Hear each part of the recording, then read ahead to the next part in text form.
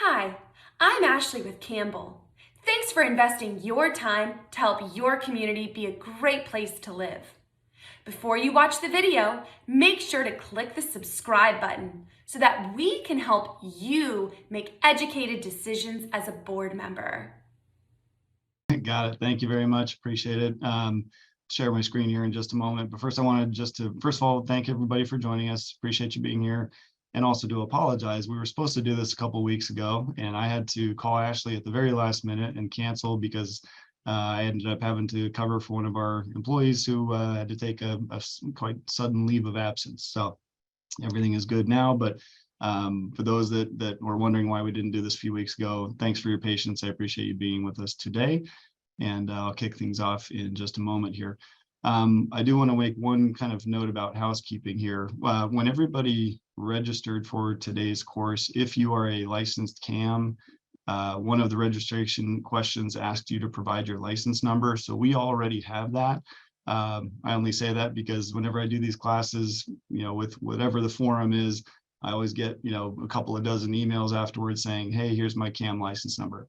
We should already have that. So usually when we do the course reporting, it takes a couple of days for us to do that.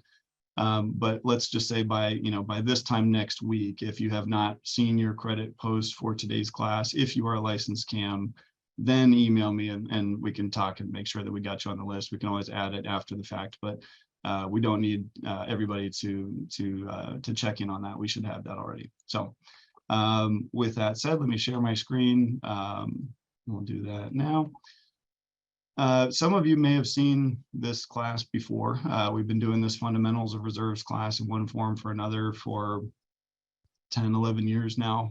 But this spring, we've got kind of a newer version of it just within the last 2 months or so. Obviously, we have a new piece of legislation in Florida that has people asking lots and lots of questions.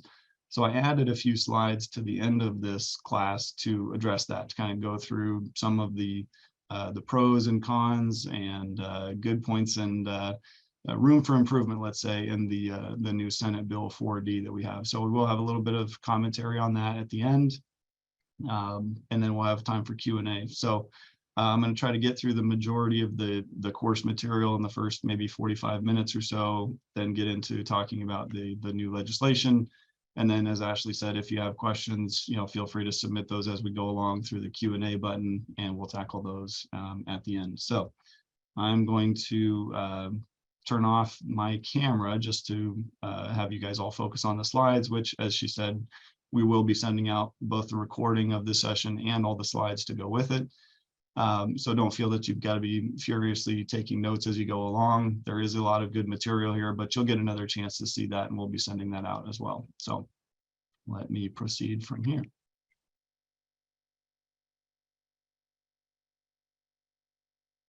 All right, I'll take just a moment to introduce myself and our company in a little bit more detail. As I've said, my name is Will Simons. I'm the president of the Florida office for our company, which is called Association Reserves. I've been with the company since 2008. I spent most of my career in Florida. We've had clients in Florida going back all the way to the early 1990s. The company's actually a little bit older than that, as we'll see. The RS after my name stands for Reserve Specialist, and that is a signature credential for providers in our field that have demonstrated their experience and expertise, specifically in preparing reserve studies. And that comes from CAI, Community Associations Institute. If you're not familiar with CAI, highly encourage you to check out their website. It's a great organization. Personally, I have lived in both condos and HOAs. I spent about 6 years as the treasurer of my own HOA in South Florida. We had a budget there of a little over $1 million, about 635 home community. So, for those of you who are volunteers out there, I know what it's like to be in your shoes. I've been on the other side of the table. Being a volunteer, I know, means a thankless job most of the time. You're not the most popular person in the community when you have to talk about budgeting and all the different rules and requirements and all the challenges that go along with that. So I tip my cap to you guys. Appreciate all the hard work that you're doing, and I appreciate you being here today. Hopefully some of this information will be useful and valuable and help to make that job a little bit easier for you. So That's me. Let me talk about our company. Association Reserves is the oldest and largest reserve study provider in the United States. We've been in business since 1986, and we've completed tens of thousands of reserve studies for all different types of properties all around the world. We have offices from coast to coast. We actually are just about to launch our newest office, which is going to be in Ohio. And we have more credentialed reserve specialists on our staff than any other company. The majority of the work that we do is for community associations, which of course includes all different types of condos, HOAs, timeshares, and other residential properties. But we also have a great deal of experience with other property types, office buildings, hotels, resorts, worship facilities, and so on. For the last 9 years in a row, we've been very fortunate to be recognized with a Reader's Choice Award by the Florida Community Association Journal. So we're pretty proud about that. One thing I always do like to point out is that our only job as a company is preparing reserve studies. Okay, we are not an engineering firm, we're not an accounting firm.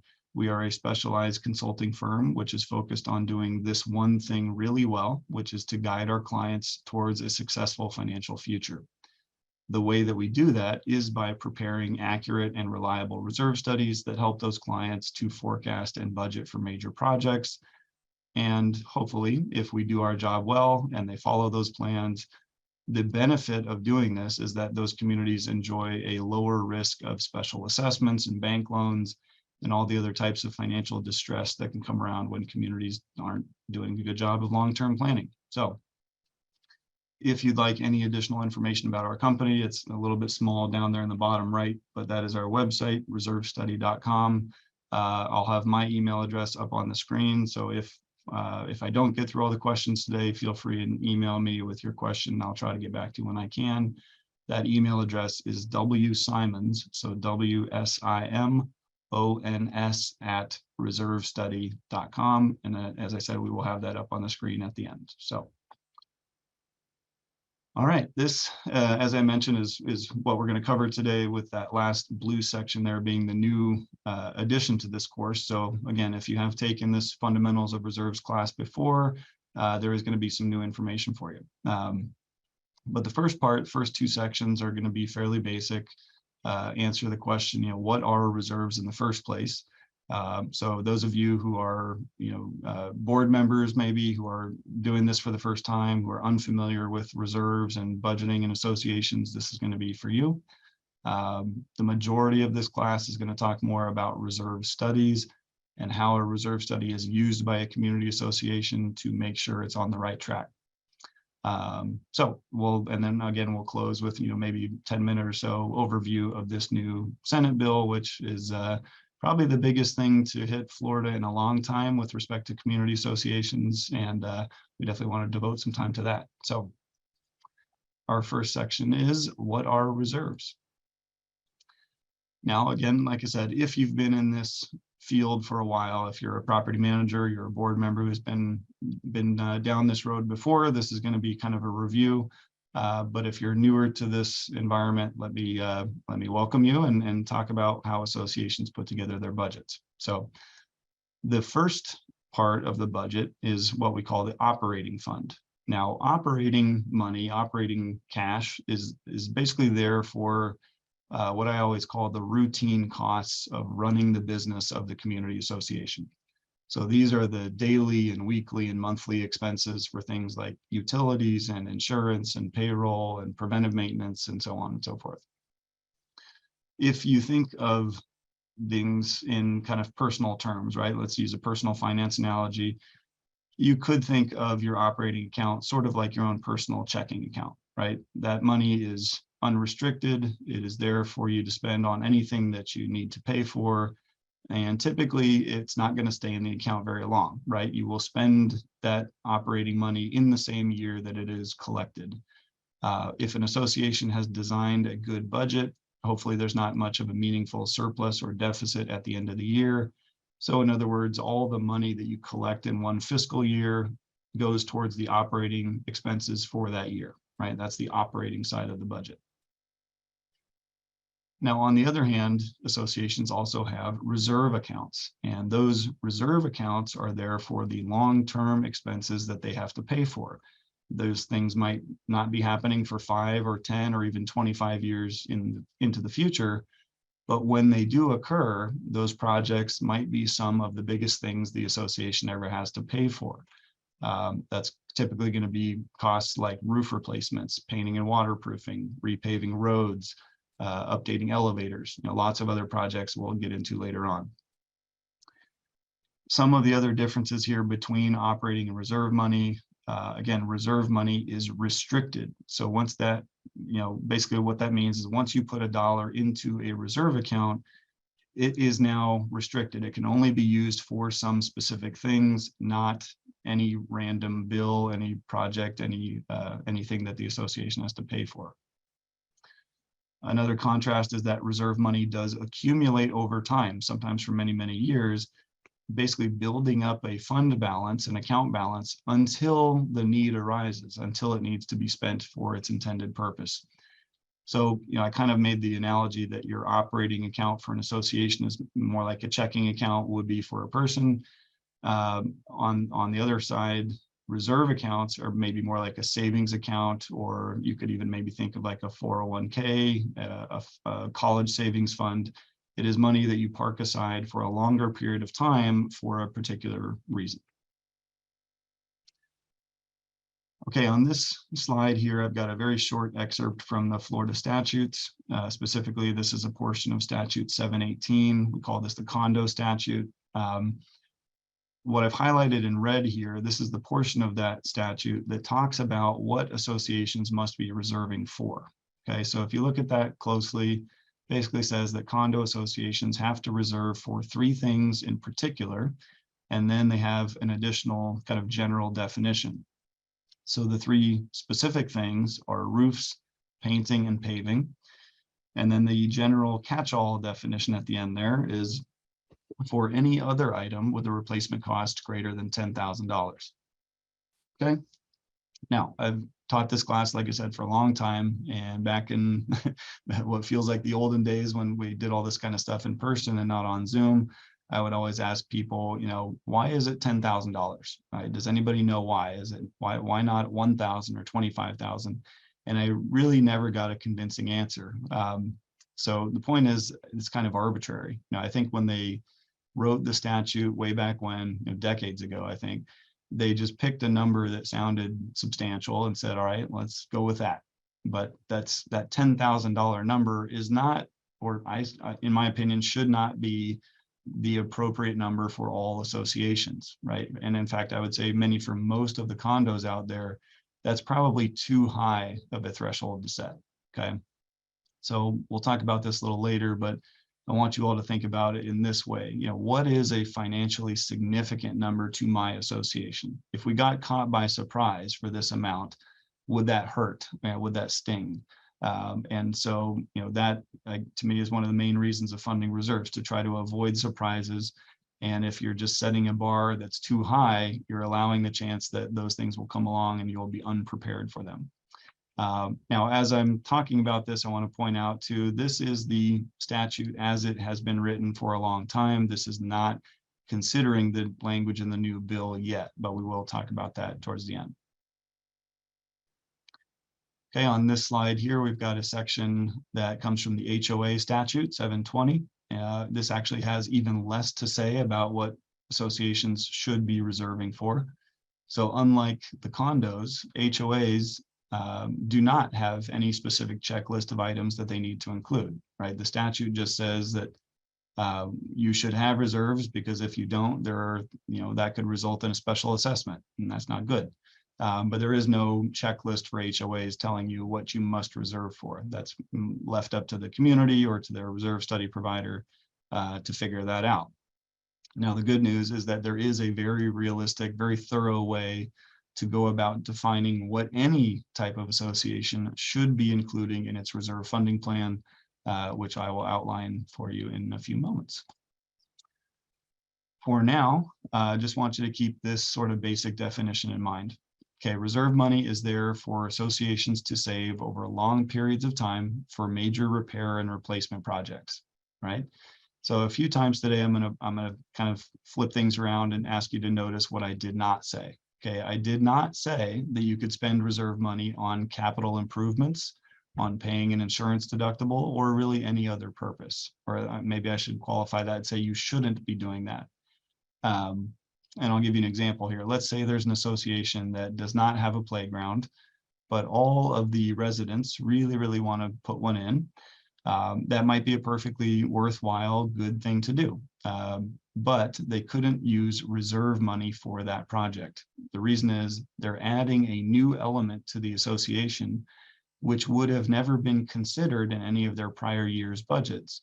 So what that means is any prior reserve contributions they had collected would have been collected without that new asset in place. It would have never taken that cost into account.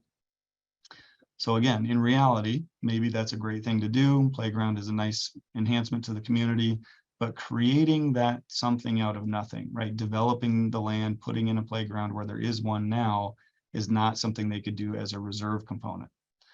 Once it was there, right? Let's say they fund it as a capital improvement or have a surplus in operating, or they, pass a special assessment or throw a bake sale for all I care.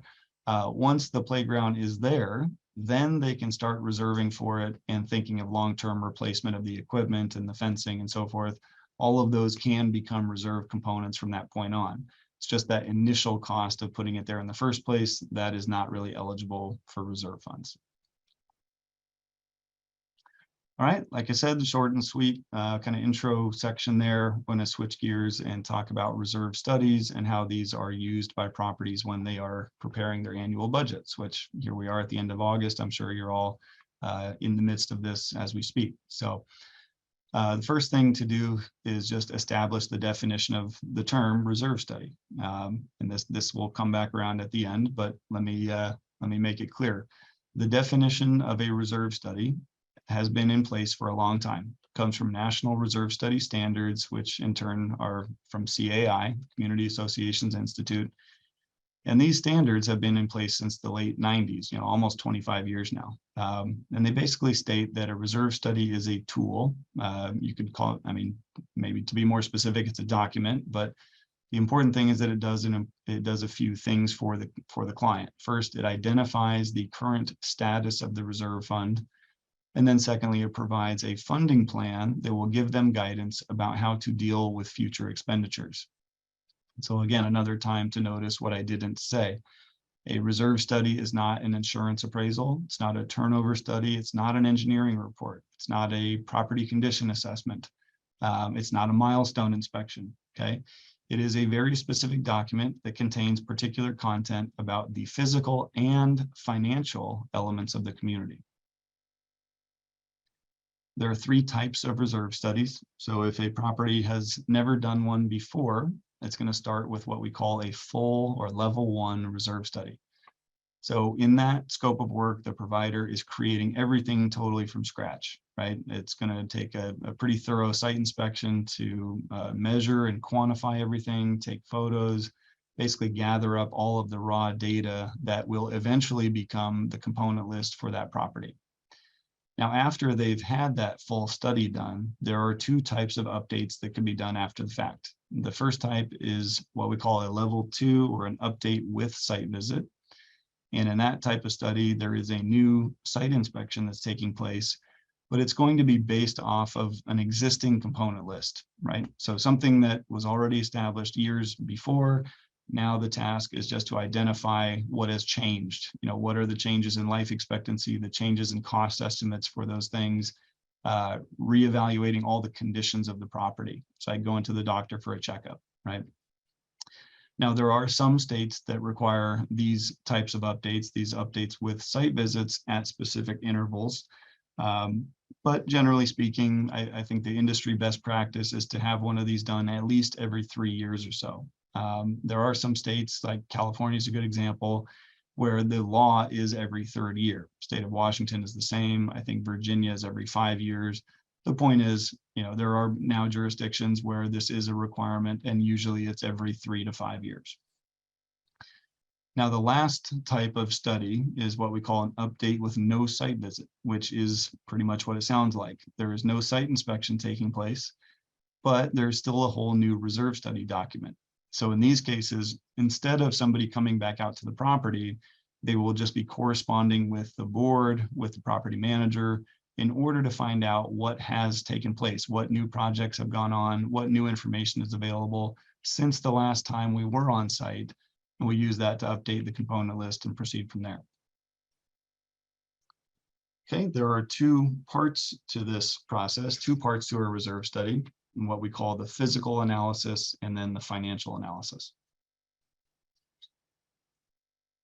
So the physical analysis part of this process is that part where somebody does come out to do that on-site visual inspection. It's looking at all the common areas, everything from the roof to the mechanical rooms, the amenities, the lobby, basically anything and everything that the association is responsible for may come up for evaluation during this process.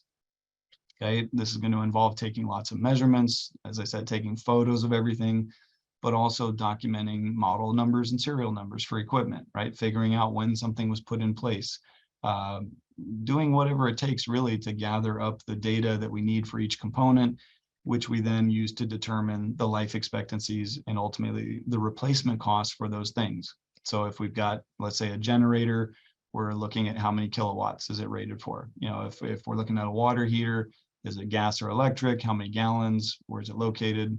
You know, all of those things that might affect its replacement cost. So when we do this physical analysis, this is supposed to be kind of a collaborative process. We usually try to meet with a representative from the community. That can be a board member, the manager, just somebody who's there to walk around a bit, you know, and help share some insights, talk about the history of the property. You know, are there any particular concerns that we want to look out for? So that's, you know, just for you board members in particular out there and managers as well. A reserve study really is not something that you just send away for. You don't just mail a check and you get a study back a few weeks later. It should be a discussion. It should be a collaboration. You know, we want to use your knowledge, your insight, your history of living there or working there, and then filter that through our experience and expertise of having worked with many, many other communities. And we work together to come up with a good plan. Okay, the second part of this process is what we call the financial analysis. This is everything that takes place after that site inspection is done, where we're doing research, we're organizing our notes, we're calculating quantities, we're coming up with replacement costs, we're looking into the history of the property. You know, when did you last resurface your swimming pool? What did that cost, for example?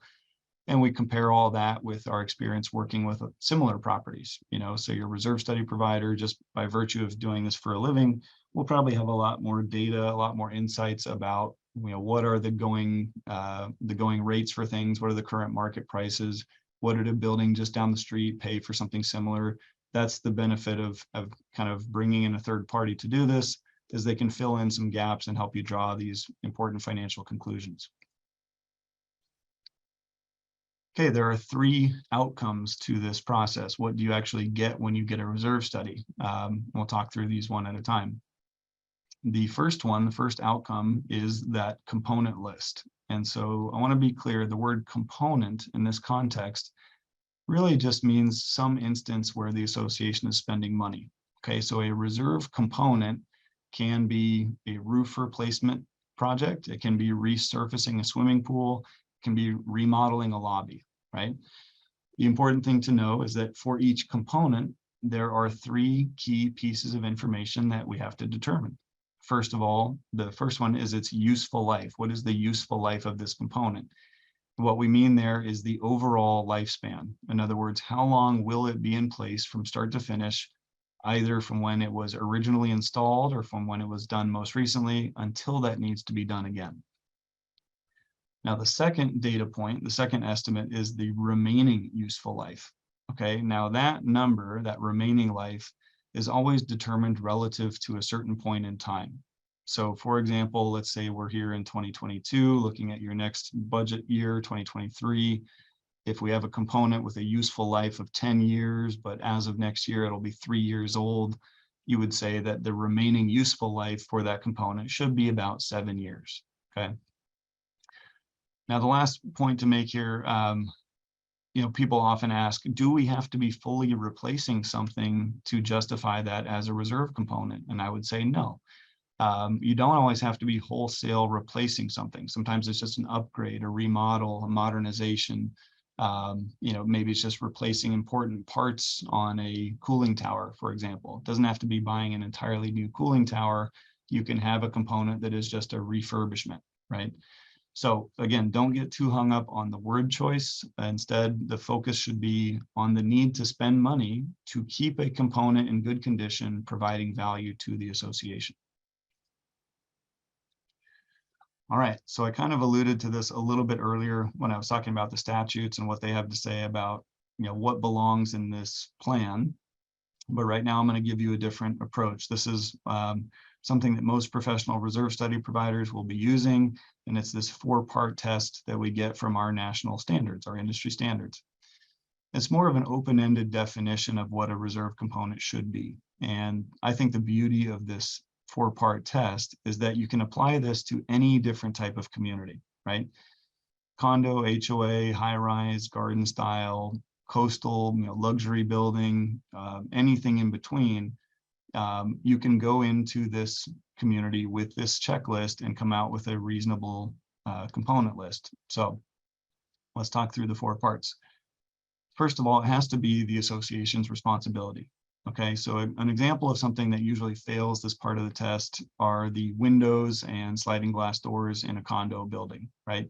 Almost all of the time, in my experience, probably 99% of the time, the individual unit owners are responsible for replacing their own windows and doors, right? That cost comes out of their pocket. So in those cases, there is no need to include anything in the association's reserve study or in their funding plan for windows and doors, right? Other than the ones that are in the common areas, like a lobby or a clubhouse. If you've got an HOA where your roads are not gated, right? They're maintained by the city or the county, then there's no need to include any funding for road repaving. Okay, the second part of the test here, the component has to have a limited useful life. So in our world, in our profession, we don't use the word forever, but if something should last indefinitely, right? There's no timeline where you would expect to replace it, then it's really not something you need to factor into your reserve plan, right? Think of something like the foundation or the structure of the building, the electrical conduit inside the walls. Those are things that should last the life of the property, however long that is, right? You're not actively funding for their replacement. At that point, if those are gone bad, it's more likely a developer is going to come in and knock the place down and build something new than it would be that you'd have to replace those things. And again, I'm going to circle back to that point at the end with this new legislation, but those are things that should last indefinitely. Okay, the third part of this test, I think, is maybe the most complicated, which is that a component has to have a predictable remaining useful life in order for us to include that in the funding plan. Right? And the key word there is predictable.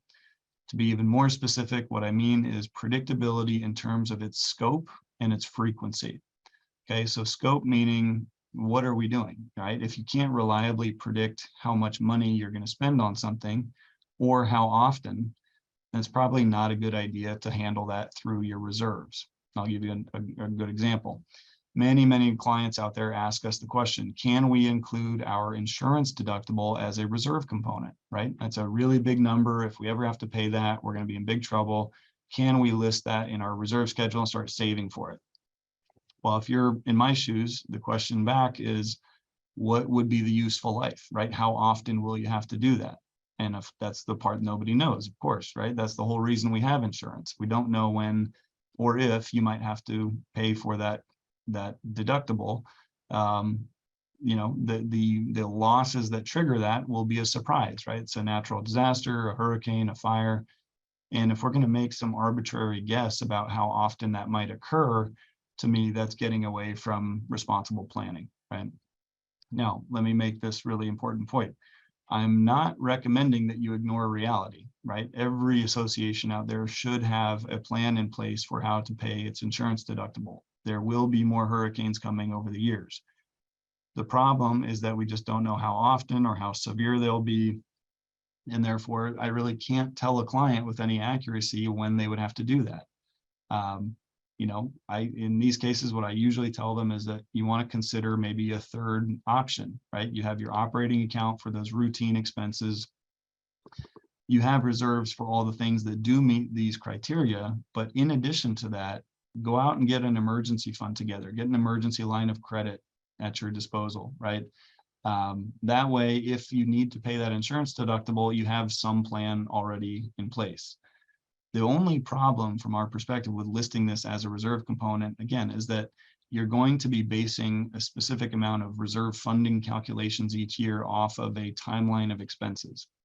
And if the timeline doesn't fall in line with reality, then all the calculations get thrown off, right? If I just made a guess that, I'm going to give a useful life of 10 years for paying your deductible, I'm guessing that you'll get a major hurricane every 10 years. But what happens if you get 3 storms over the next 5 years, right? If the plan is that your reserve account would absorb that cost each time, but you didn't plan for that, what really happens is now you're going to start pulling money away from your other reserve components that do have some predictable nature to them, right?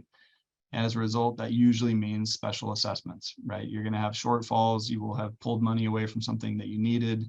When it comes time to do that other project, you're in a bad spot, right? And that's kind of the whole point we're trying to avoid here. So the very last criteria, the last part of this 4-part test, does this component represent a significant cost to the association? And I showed you earlier that statutory number of $10,000, but again, that is an arbitrary number. For most associations, we would set that a lot lower. The advantage of doing that is that, yes, they will have more components listed in their reserve schedule, but the benefit of that is that it takes the pressure off of the operating budget, because otherwise, if you don't have it listed in reserves, guess what? You're still going to have to pay for it. The only other way to do that is through your operating budget. Now, if you've got, let's say, some smaller association out there that's just going with the statutory number, let's say they have 6 projects that are $5,000 each, right?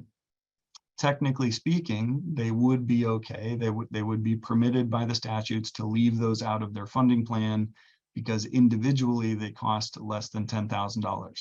But let's say that they have a streak of bad luck and all 6 things happen around the same time. Well, in total, remember, that's $30,000, 6 times 5, that they're now trying to squeeze into their operating budget for that year.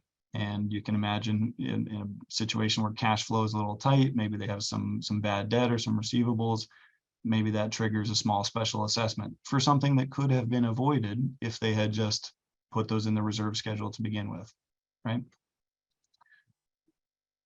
Okay, on this slide here, I drew this little red bracket at the top just to highlight the 3 things that are specifically mentioned in the statutes, but I wanted to give you all some idea of what other types of things belong in a reserve study, right? So just to give you some sense, you can read over that list, and I'll tell you that for smaller, simpler townhome style, garden style condos, let's say, it's pretty routine that we would have like 15 to 20, maybe 30 components on the list, depending on how many amenities they have. When we're dealing with a bigger property, a luxury high rise, or a 55 and over HOA that's got every amenity under the sun, sometimes we're at 50, 75, 100 or more components. So the point is that if you're working on your budget this year and you look down at your reserve schedule and there's only 3 things or 5 things there, that should be a warning sign, right? Take a walk around your property, go out with your eyes open, try to see it the way we would see it, and see what's missing, right? Balcony railings, deck waterproofing, pool furniture, lobby bathrooms, all that kind of stuff. Those are all physical needs that need to be addressed over time. All right, our next outcome is what we call, the long way to say this is an evaluation of current reserve fund strength, and we typically describe this in terms of what's called percent funded. The best way that I've found to explain percent funded is to use the analogy of a credit score, okay? Now, all of us have had our credit reports pulled. You probably have a good idea of what your score is, and you understand that to an outside party, a bank or a credit card company, your credit score is really just an indicator of what kind of risk you are, right?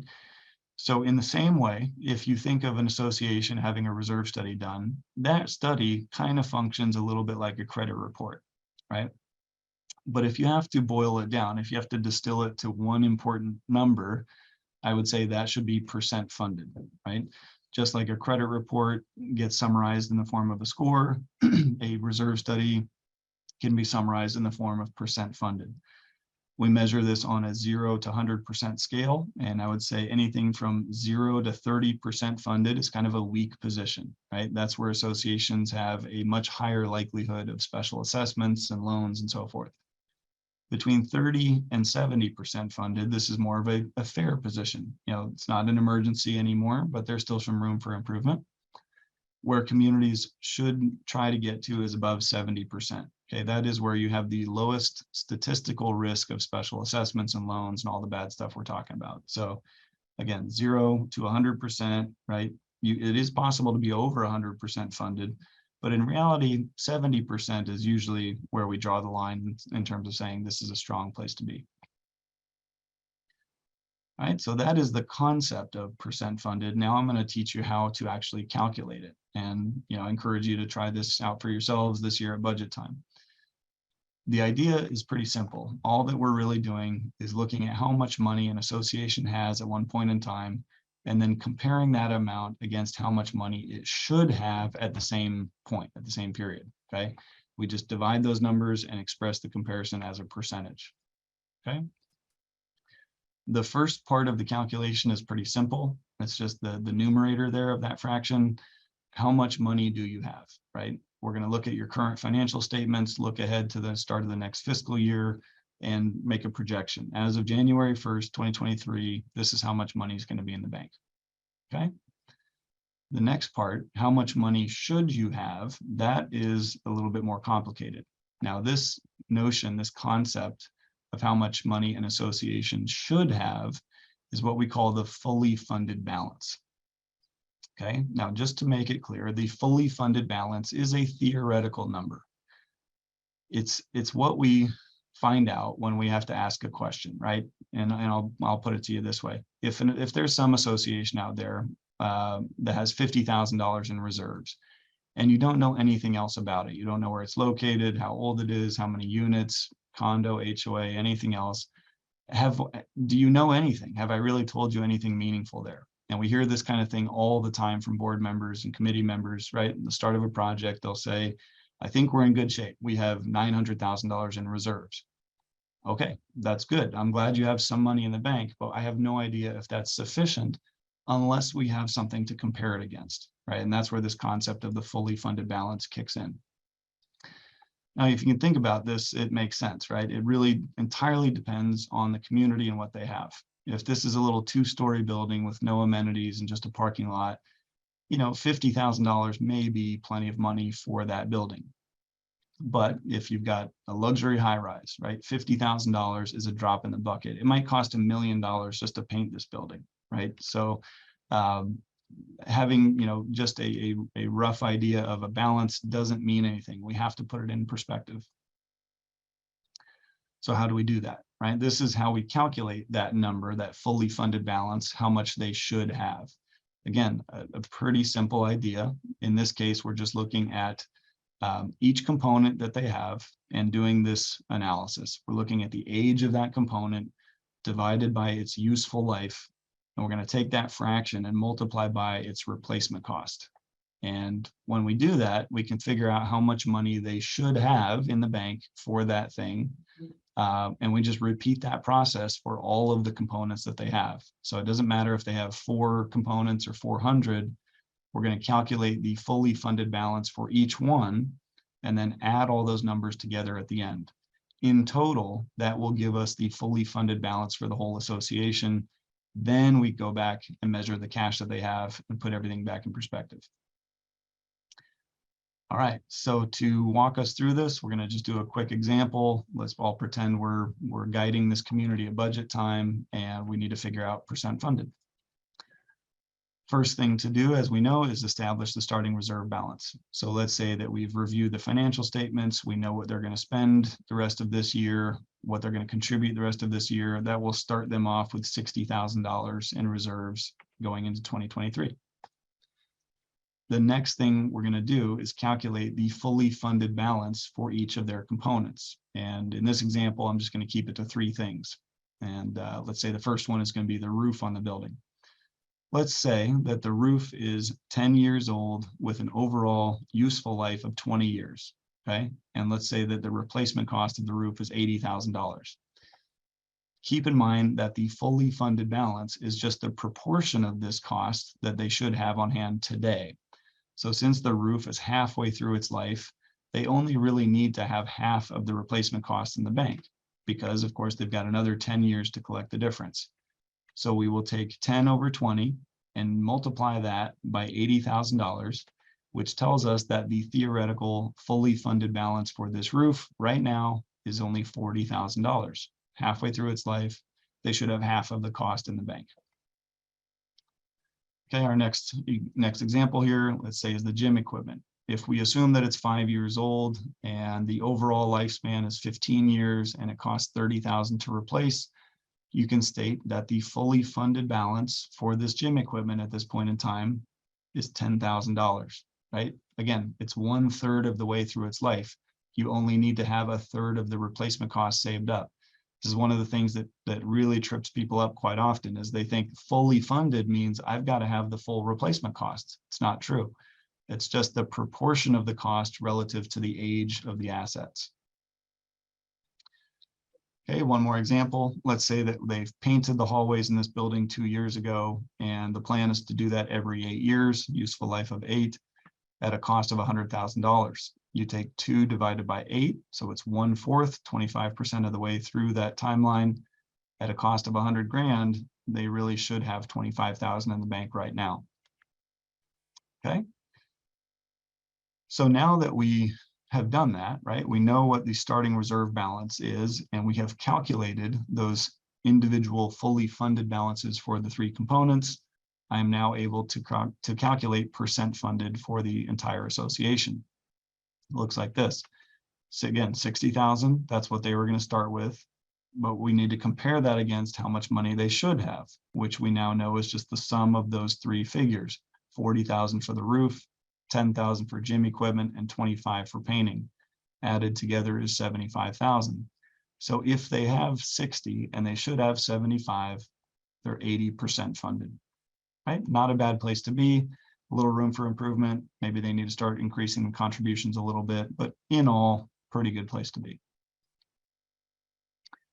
All right, before we move on here, I want to talk about how we can draw some financial conclusions about associations given their level of percent funded.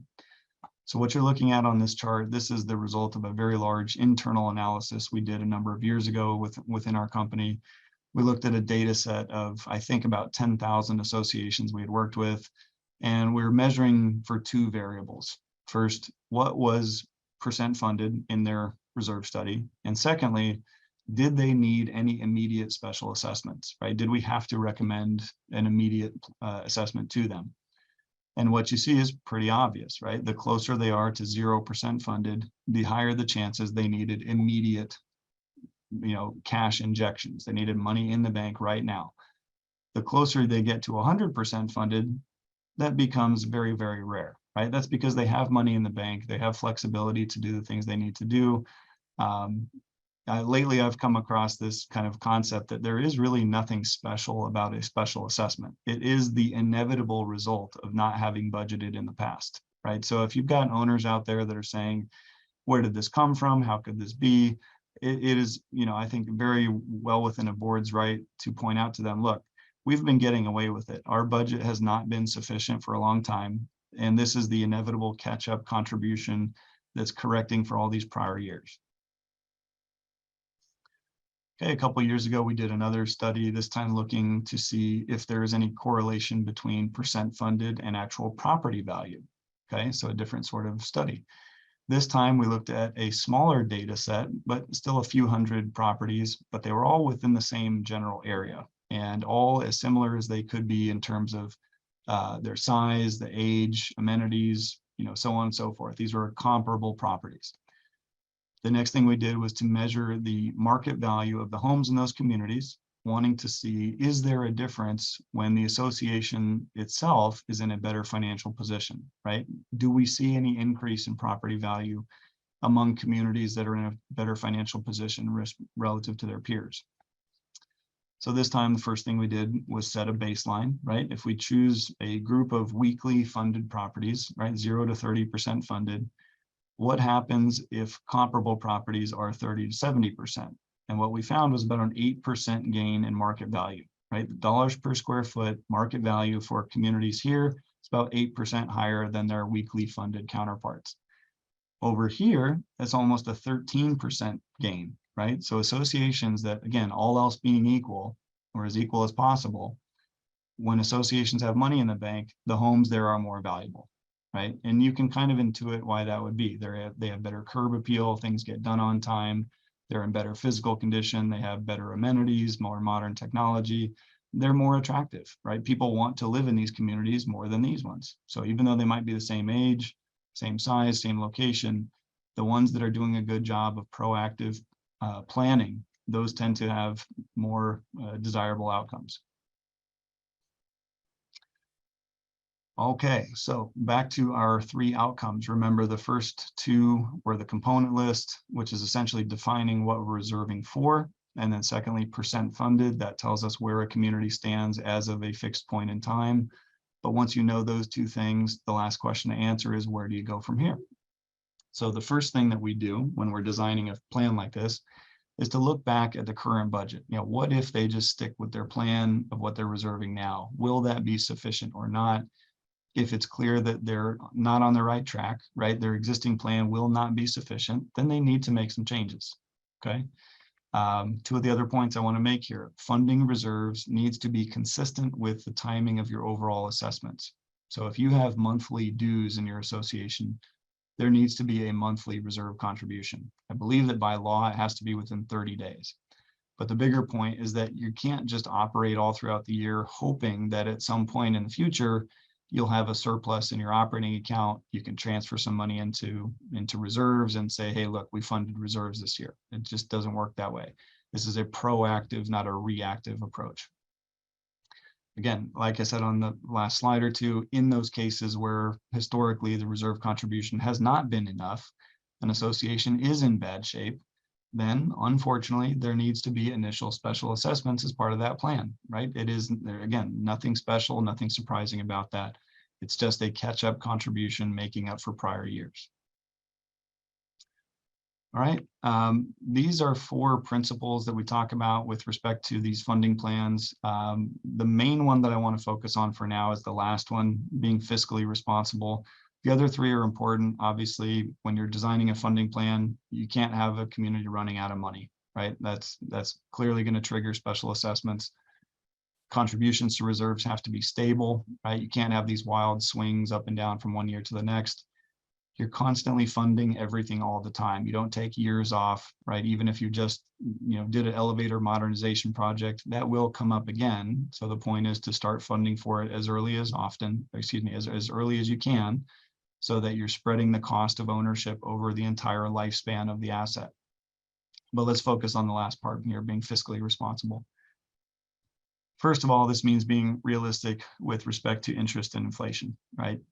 Crazy times these days, inflation is out of control. You have to be realistic about that. Costs are much higher this year than they were a year ago, especially 2-3 years ago. So when you're factoring in your estimates and your reserve schedule at budget time, make sure you're doing that with real numbers. You can't earn 10% interest each year on your reserve funds either, right? Reserve money cannot be invested in anything very exciting. So be realistic with how much money you're going to earn in interest income, okay? Second part here, being honest about the situation that you're in, okay? If the association has not historically done a good job of funding reserves, it is financially irresponsible to just continue with the status quo, right? You can't just keep doing that. It is not the job of the board of directors to make the owners happy. It's not their job to keep the dues low compared to the building next door, right? For your owners, right, you want to point out they should not be benefiting at the expense of the people who will live there later on, right? Everybody pays their fair share when you live in an association. You can't just assume that there's some future group of people who are going to pick up the tab. And lastly, that all takes place even though in prior years, somebody was kicking the can down the road, right? The prior, regime that was in charge, the prior membership, they voted to waive reserves or partially fund. That is not an excuse to keep on going that direction, right? If you're in a hole, stop digging, right? Now, we obviously understand that this is a challenge. This is not easy for associations to do, but it only gets harder if you continue to neglect that reality, right? So with that, I'm going to move now into our last 10 minutes and start talking about this new Senate Bill 4D, which just came about at the end of May of this year. But let me just give you a little bit of background about how we got here, and then we'll talk about some of the important things there. So for those that maybe are just hearing this for the first time, obviously the inspiration for this whole thing is the Champlain Towers South collapse from last year, right? Just the worst tragedy in our industry ever by a long shot. I've been saying that, and not wanting to be overly dramatic about it, but this is in some ways like the 9/11 of our industry. Obviously, I don't mean in the sense of loss of life or the impact on the world or anything like that, but in the sense that there is very clearly now a pre and post Champlain Towers South world, at least in Florida. That's where we are. We are in a post Champlain Towers South world. So everybody knows what happened there. Just a unbelievable, surprising tragedy. And very quickly after it happened, you've got legislators that are trying to respond and figure out, okay, what do we need to do to prevent this from happening again? So they start getting together last summer into the fall, and they come back to Tallahassee this spring of 2022 and seeking to draft some legislation to prevent that from happening again. Well, how do you do that? What went wrong? And these are all very, very challenging questions to answer.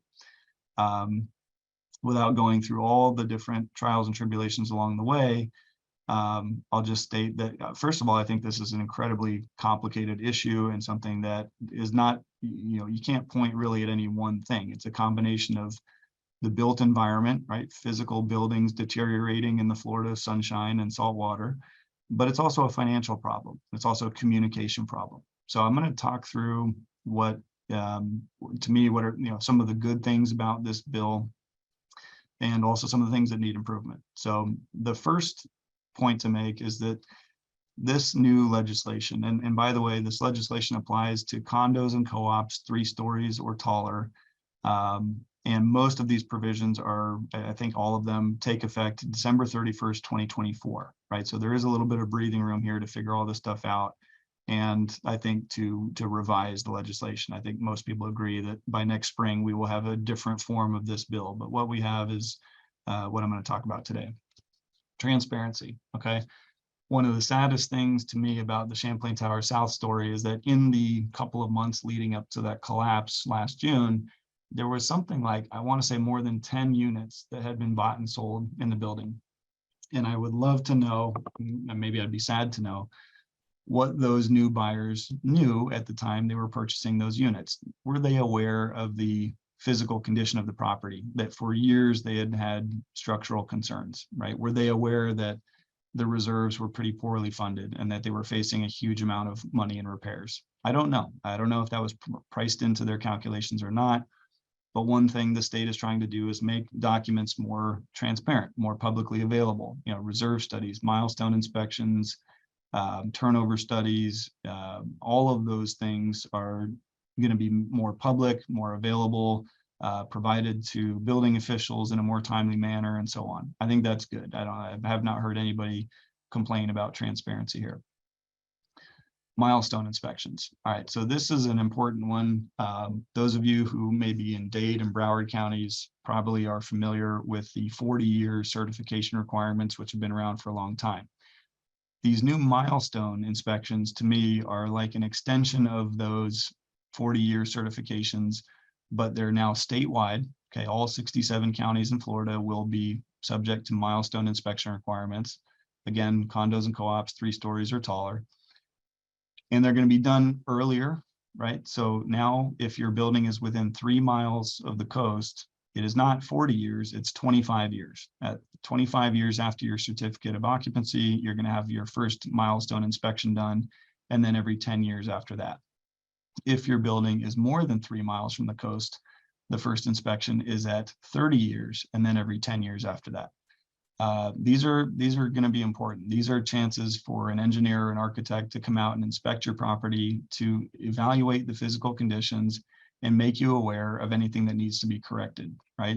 It's kind of like the human body, right? If you wait too long before going to the doctor, a small problem that could have been more easily fixed turns into a big problem, and it's just gets worse, exponentially worse, the longer you let it go. So milestone inspections, I think, are good. We're going to have more people looking at more buildings all across the state. You know, maybe that's the one thing that could have been done better at Champlain Towers. Maybe if that had been inspected in more detail when it was 25 years old instead of at 40, which is about when it collapsed, maybe they would have caught some of these problems before they occurred. I don't know. Structural integrity reserve studies, I'm going to cover that in more detail on my next slide, but suffice to say, I think this part was a swing and a miss on the behalf of the legislature. The last part, the mandatory reserve funding, is good. Okay, up until now, some of you may not be aware, Florida has been the only state in the country where the membership of an association has been able to vote to waive reserve funding.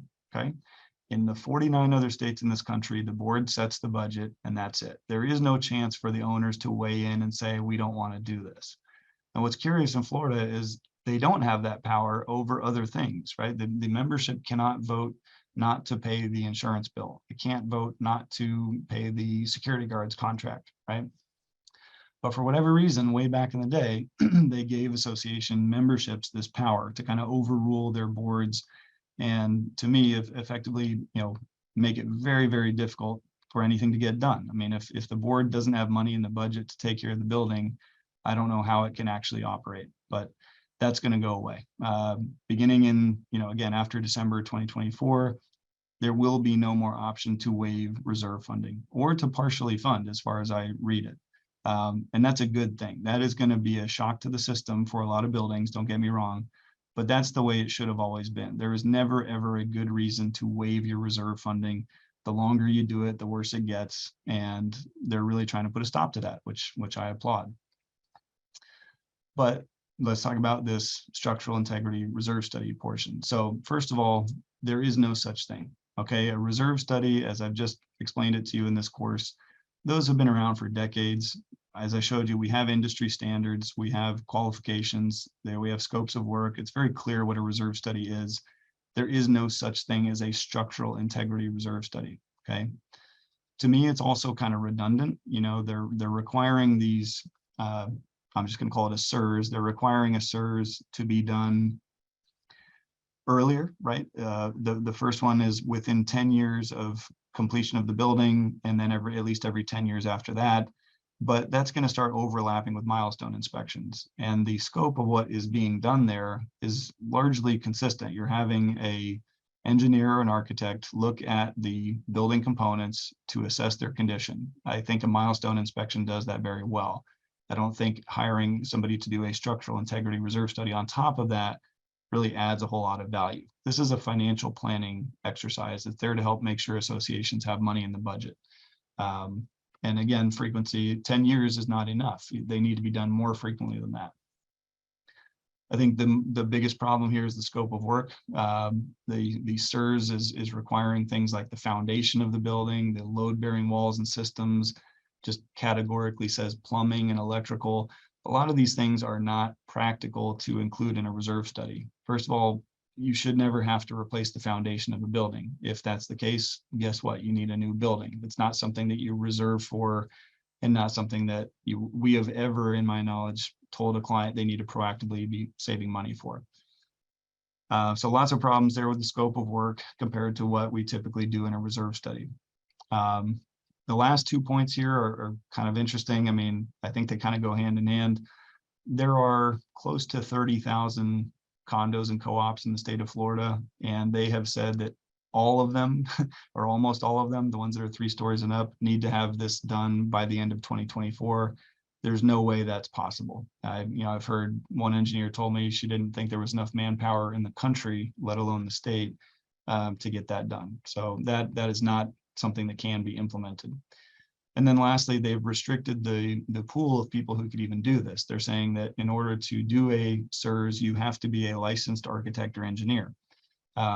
Those folks are experts in their domains. They are not necessarily experts at doing reserve studies, and vice versa. You know, we have folks on our staff that have engineering degrees, but I would not tell them that they're qualified to go out and do what a structural engineer does. They're two different things. And I think that's the real problem with this bill, is that it's kind of combining two things together, which really are separate. So we're going to see what happens with this. I mean, from my perspective, pretty much the consensus opinion is that these requirements will not stay on the books the way they are written now. I don't know what's going to change or in what fashion, but wanted to leave everybody with at least some idea of what to do next. I do think that these milestone inspections will stick around.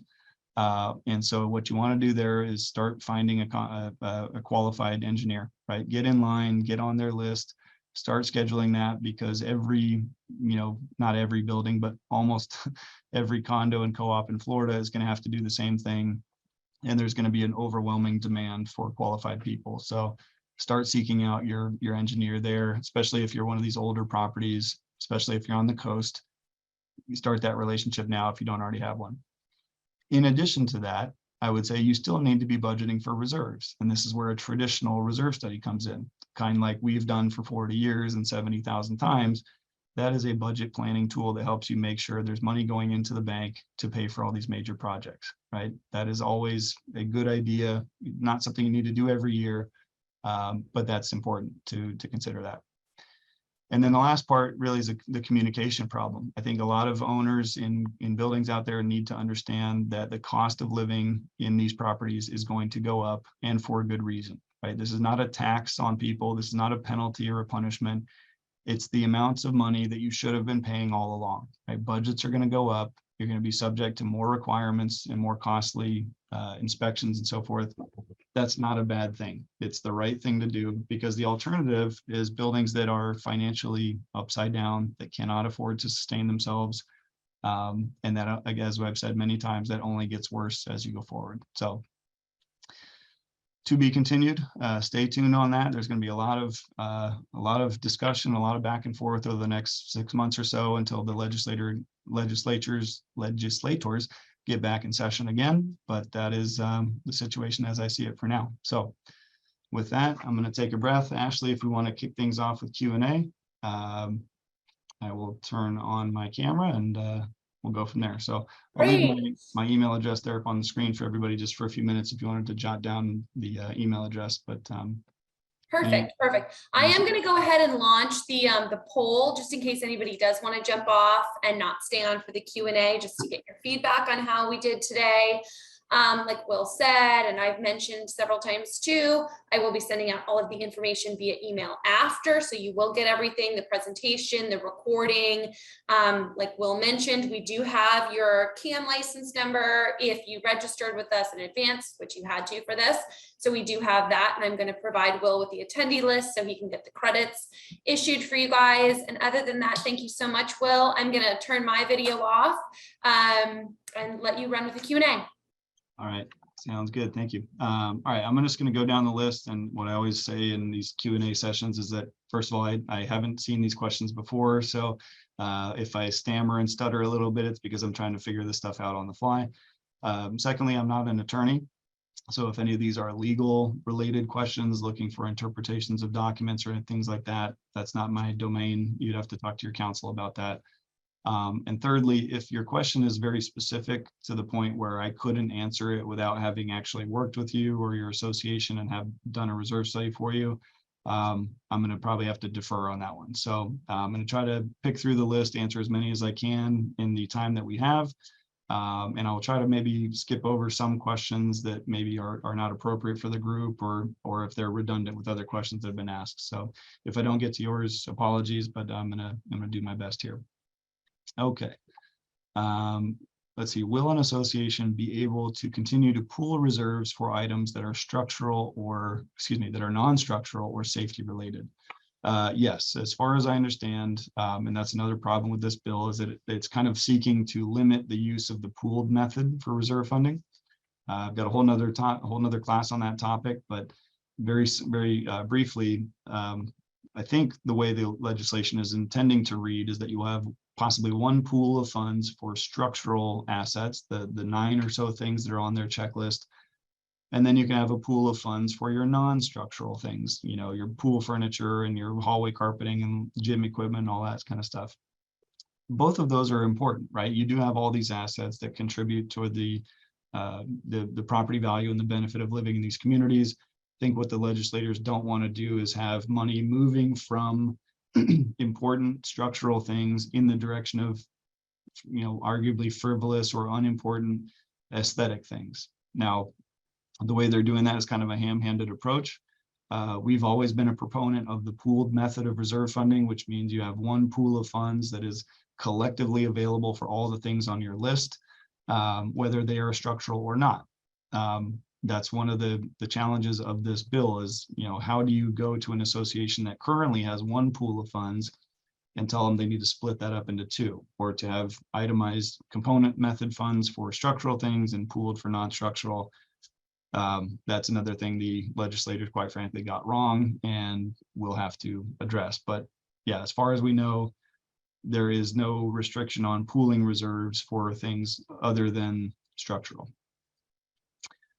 Okay, since inflation costs have increased substantially, what do you use as a standard in these studies?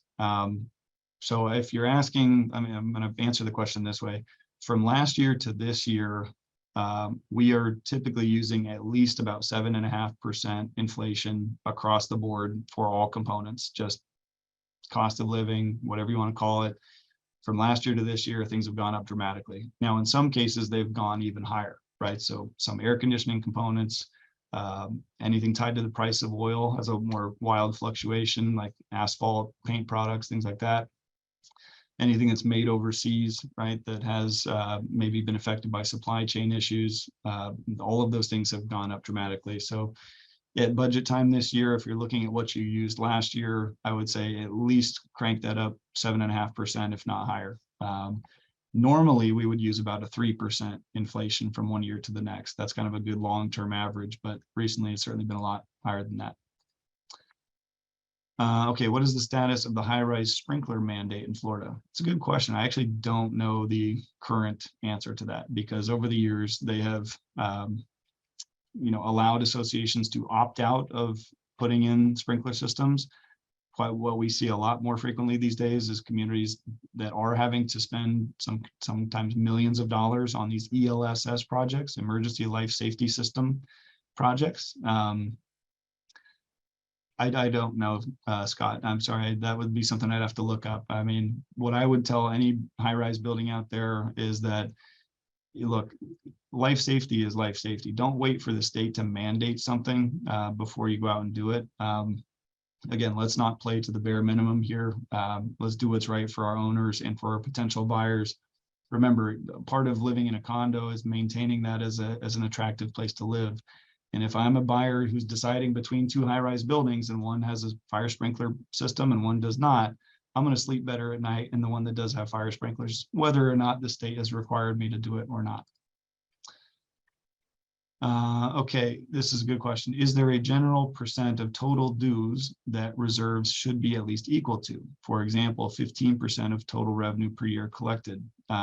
Yes, there is a good rule of thumb here. So what we have found is that associations that are doing this right, that have a high percent funded, that have money in the bank, that have a low chance of special assessments, on average, they're contributing between 15 and 40% of the annual budget to reserves. Okay, so this is not an afterthought. This is not whatever's left over after you've paid your operating expenses for the year. Reserve funding should be, if not the single biggest line item in the study, certainly in the top 2 or 3. Okay, so if you're just looking for a ballpark number, you know, if you're a smaller, simpler community, maybe it's closer to 15, 20%. If you're in an older property, a high rise, any building that has a lot of moving parts, a lot of common areas, you're probably more like the 30 to 40% end of the spectrum. Okay. Should HOAs with townhomes of 3 stories within 3 miles of the coast voluntarily follow the condo rules for 25-year inspections? Okay, so that's an interesting question. And again, all the legislation, everything I've talked about really only applies to condos, not HOAs. But yeah, I would say that these are good rules to do, because whether or not it's legally required, as buildings age, they should be inspected by professionals to make sure that they are holding up, that there's not risk of anything major happening. So yeah, I would say whether you're an HOA, a condo, doesn't matter how old you are. If there's a potential need for inspection, go out and get that done. Don't wait for the city or the county to tell you when you have to do it. All right. Do I think legislators will change their minds from straight line funding and allow pooling of reserves? I sure hope so. I mean, well, let me qualify that. They have allowed pooled reserves since 2002 in the state of Florida. So pooling reserves has existed. It works very, very well for thousands of communities. I hope that they don't muddy the waters and try to distinguish between structural and non-structural and have potentially two pools of funds. That gets unnecessarily complicated. This stuff is difficult already. So we, and along with other reserve study providers, have kind of drafted a list of suggestions and recommendations that we are going to be giving to the legislators. Tries to try to give them some kind of subject matter expertise, and that's definitely part of it. Is don't disparage the pooled method. It works really well, and it's very, very effective for most communities. So I hope they will listen. Let's see, thanks for the comments there, appreciate it. What changes do I think the legislature will make? It's a great question. So I don't know. You have to remember, legislators don't do anything in a vacuum, right? If they're going to concede on one point, they're probably going to want to have it balanced out by something else, could be on some other piece of legislation. So my hope is that they just listen to the experts, right? It's reserve study providers, engineers, accountants, attorneys, management companies, everybody that I'm aware of in our industry speaks with one voice on this stuff. And I just hope that they would listen to us, right? You can model the way this is done in other states. Reserve studies every 3 to 5 years, as defined as a reserve study, not a structural integrity one.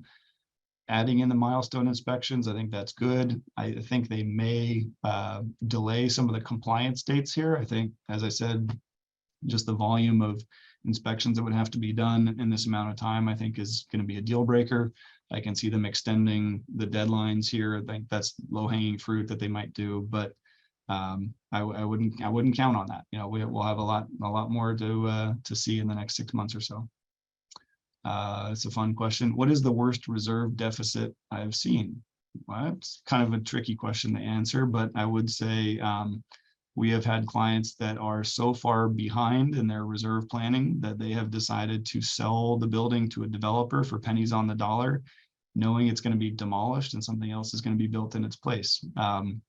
It's called a condo termination. So you will see that more frequently. That's my prediction in the next year or two.